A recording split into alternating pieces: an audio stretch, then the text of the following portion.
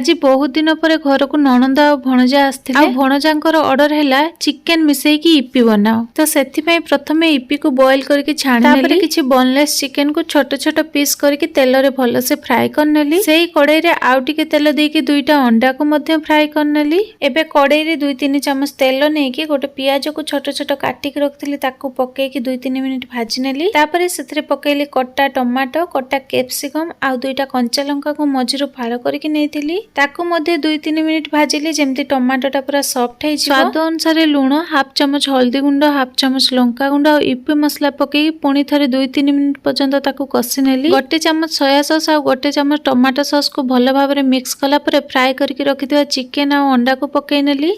दरकार अनुसार पानी देकी ताको 10 मिनिट पर्यंत लो मीडियम फ्लेम रे कुक कर नेली। तापरे बॉयल इप्पी सहित कटा धनिया पत्र पकई रेडी कर नेली भणजा पई पूरा टेस्टी वाला चिकन इप्पी।